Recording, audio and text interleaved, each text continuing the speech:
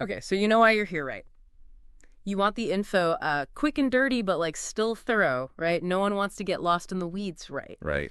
Today we're diving into a story that, well, honestly, it's everywhere you look. I know, right? This all-female suborbital spaceflight, Yeah. Blue Origin, April 14th. Like, what? It's pretty huge. So, I was thinking we could, really unpack all this. We've got some good stuff to go on, right? Yeah. We've got articles from Fox News, space.com, ET, and a piece introducing the crew, like their backgrounds and stuff. Should be interesting. Yeah, definitely.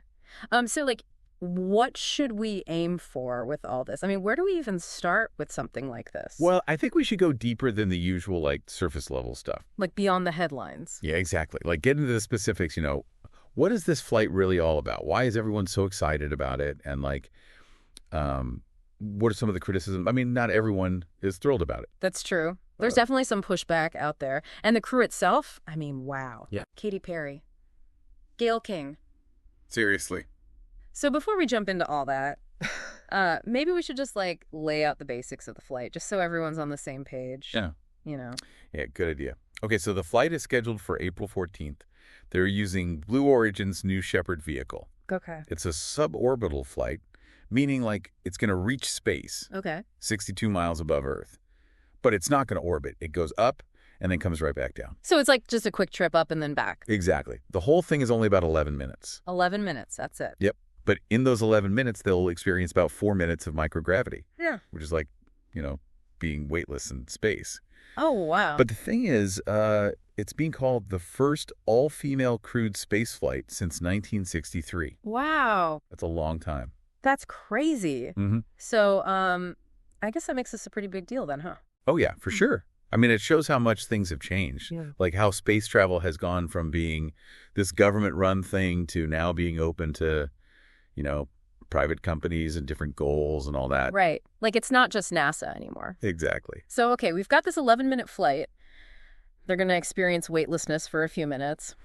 And it's the first all-female crew in, forever. Okay. So let's talk about the crew. We mentioned Katy Perry and Gayle King. But there are others too, right? Oh, yeah, definitely. So we've got Katy Perry, obviously huge pop star. Yeah. Then there's Lauren Sanchez. She's a media personality, and she does a lot of philanthropy work. Okay. And then Gayle King, I mean, everyone knows Gayle King, yes. The journalist. Yeah. And then to round out the crew, we've got Aisha Bowe. She used to work at NASA. She's like a rocket scientist. Amanda Nguyen, she's an activist, but also a bioastronautics researcher. Bioastronautics? What's that? So basically, she studies how space flight affects living things, like the human body. And then lastly, there's Carrie Ann Flynn. She's a filmmaker. So, she'll probably be documenting the whole thing. Interesting.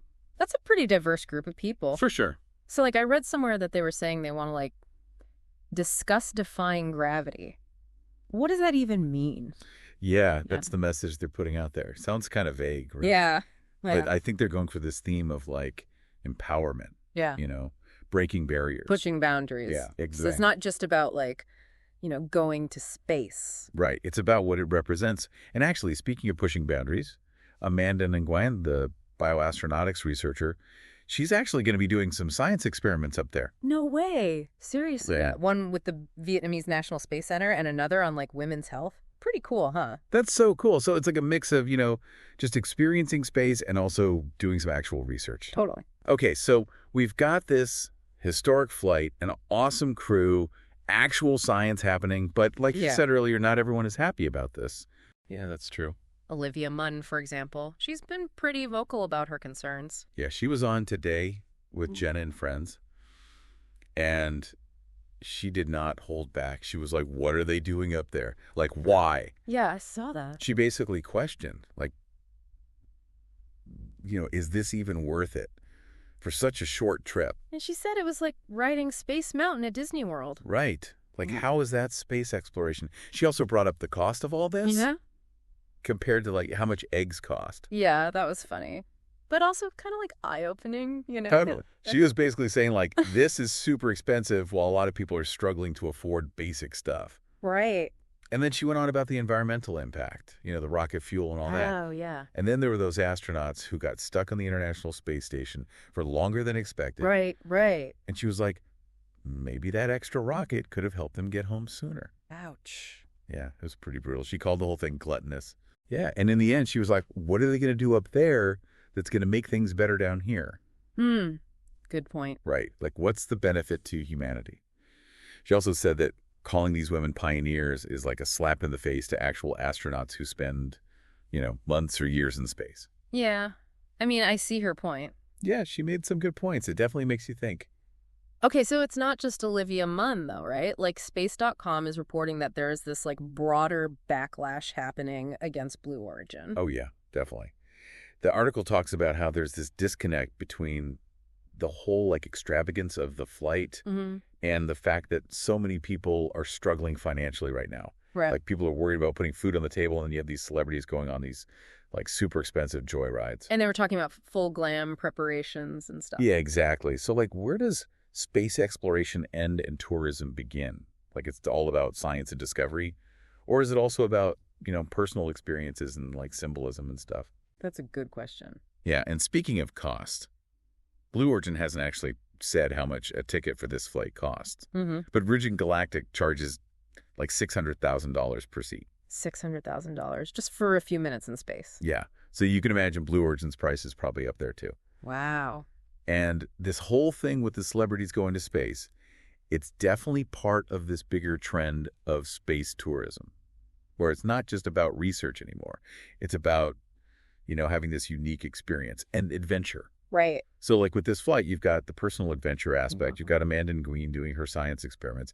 And you've got this whole message of celebrating women in space. But then you have Olivia Munn and others who are basically like, is this really worth it? Is this really space exploration? Exactly. And it's interesting because Blue Origin and the crew are calling this a celebration of female pioneers in space exploration.